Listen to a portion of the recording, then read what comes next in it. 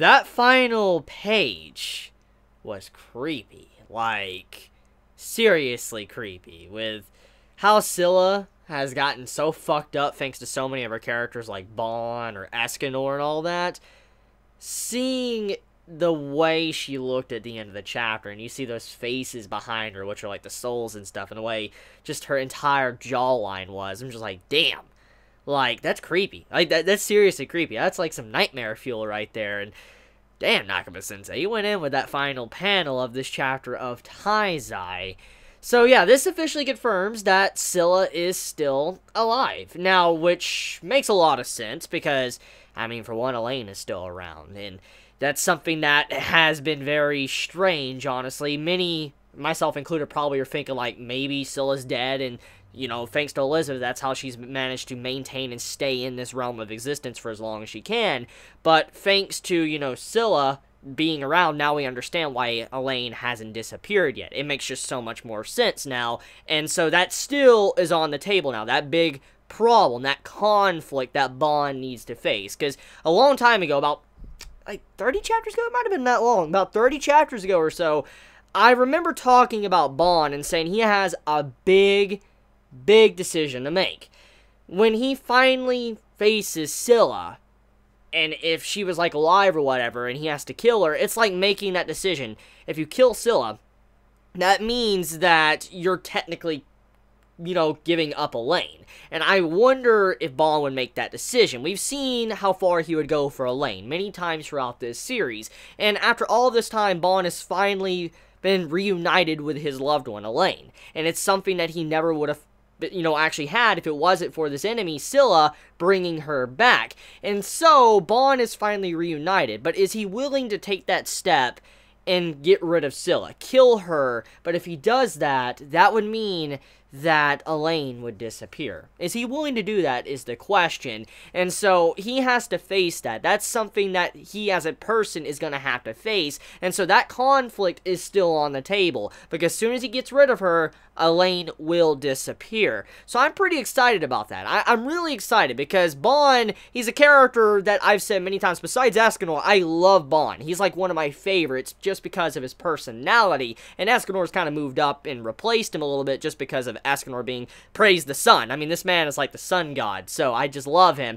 But Bond is still a classic. He's a great character, and he's one of those characters throughout the Seven Deadly Sins. At this moment, he's like one of the weakest. He is. I mean, all the other characters kind of got their power-ups. You have it to where, you know, Diane, she got her power-up. King got his power-up. You have it to where, you know, Meliodas, he's gotten his power-up. Merlin's fucking broken as hell. Escanor's broken as hell. I mean, a lot of our sins, you know, Gowther as well, he's a lot stronger now, so he kind of got his power-up. So the only sin that necessarily hasn't gotten a power-up and has gotten stronger is Bond. Now, he has matured a lot as a person, but he hasn't gained a lot of strength because he doesn't really have his sacred treasure. I mean, he still has yet to obtain that, which is like, damn, when is he going to get his sacred treasure? Like, Nakaba-sensei, come on, now, like, please, give Bond his sacred treasure already. Like, this man hasn't had it the entire series, and he's been doing these crazy feats already. So, I want to see this man finally get his sacred treasure, because he still has yet to get it back.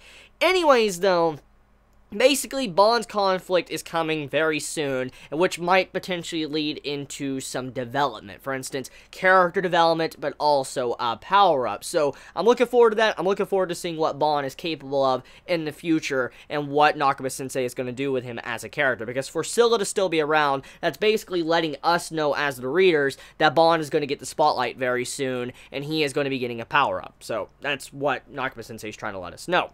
Anyways, though, let's talk about the big part at the beginning of this chapter with Elizabeth and Zeldris. So, Zeldris, I really love Zeldris as a character. He just has a really badass design. He's like an evil version of Meliodas. I love it. And I just like the design. I like his personality and all that. And I also like the shocking reveal we got in, you know, these recent chapters of how he really loves Meliodas. And he's like really upset with Elizabeth because Elizabeth is causing Meliodas to suffer. You know, just suffer for all of these years, over 3,000 years. And Elizabeth's like, whoa, I'm making him suffer. Like, how am I making him suffer? And so Zeldris spills the beans. He lets us know and Elizabeth know what is going on and what has been happening since the past 3,000 years. So, according to Zeldris, he's like, give or take, you have died and been reincarnated about 40 to 50 times. That is kind of fucked up. I mean, That's really fucked. Think about it for a second, okay? If you loved someone and you were forced to see them reincarnated and forget you and all of that 40 to 50 times, that's suffering. That's miserable. That's actually miserable. That's really miserable. I couldn't imagine how lonely you would be as a person, how lonely Meliodas is if he had to deal with that. So, I kind of feel bad for Meliodas right now. I mean, in a way, I guess he's blessed to be still connected with his loved one, but the thing still stands as to where she forgets about him, and he probably, you know, he just, like, doesn't want to get too close to her, like, completely close to her, because if he did, it would just hurt him even more when she finally dies again. And so, I feel like he's definitely suffered for a long time, and I understand where Zeldris is coming from now, but Elizabeth's reaction is very strange, and I'm just like, what? Like, it really threw me for a loop here. So, from everything we have seen from Meliodas' exchange with Elizabeth, there's clearly some sadness in Meliodas. Like, let's look at last chapter. The man was very sad. He didn't want to say the truth to Elizabeth. He didn't want to reveal anything. He wasn't ready to talk about it, which shows he is very depressed and pained by what he's been going through. And he's had so many chances to talk to Elizabeth about this, but he hasn't, which shows that he just doesn't want to say anything. Probably because it has something to do with the curse. Maybe if he's to say something, it probably will fuck over Elizabeth or fuck him over. It's something like that, or he just doesn't want to say it because there's just so much trauma there, he just doesn't want to talk about it. Regardless, though, Elizabeth, the way she reacted after she found out the truth, because according to what Zeldris said, he's like, okay then, remember everything, and he like hits her and all that, which from what we can assume is Elizabeth has remembered almost everything. I don't think she probably has everything remembered, but probably a lot of the crucial details she has remembered. So, when she saw those, like, images in her head of Meliodas, it's like she was remembering all of her past memories with him, and she now knows kind of the truth of what led her to be where she's at right now.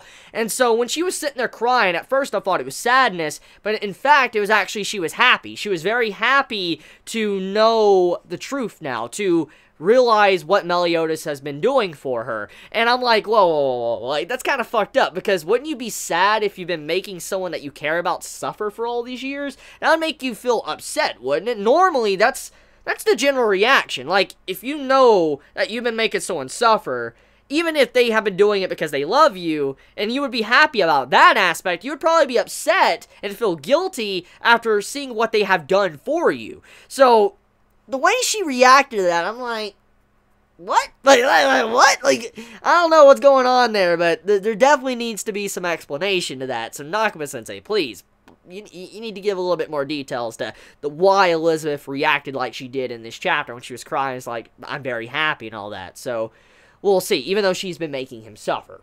I don't know.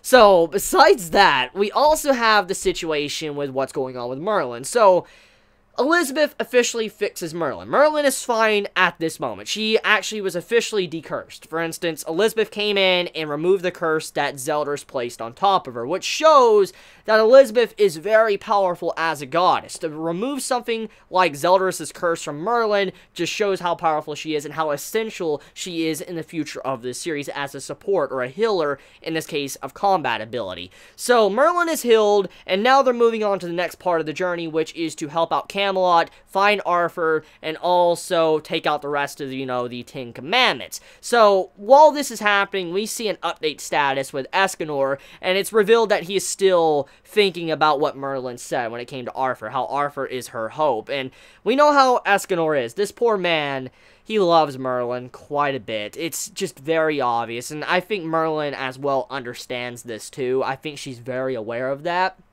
And it makes me sad that poor Escanor, which is such a good dude. I mean, even when he's prideful, you can see he still cares about Merlin quite a bit. And seeing how she said something like that, I feel bad for him. I feel very bad for him because of just him as a person, you know, having someone say like that he cares about, like, his hope, his son, just turning into that and saying like, oh, I have hope for Arthur. It's kind of like a kick in the balls to the poor dude. And so, I feel like there's going to be a lot of character development for Escanor as well in the future of this upcoming arc. Not just for Ban, but for Escanor. Because he's probably going to have to face Arthur. You'll probably learn out the truth from Arthur, whatever's going on with him. And maybe Merlin will reveal whatever's going on and why she's connected to him. Maybe it's because she looks at Arthur as, like, you know, a sibling or something. Or, like, someone she wants to train or care about. Or someone that saved her and she wants to repay the debt. I have no idea. But I cannot wait to find out what Nakaba Sensei is going to give us when it comes to this exchange with the characters, because it's going to be very interesting. And knowing Escanor's side of being prideful, like when he gets into that serious mode, we even saw it when that man had his glasses removed. The man's crazy. That, like, shift in personality is just insane.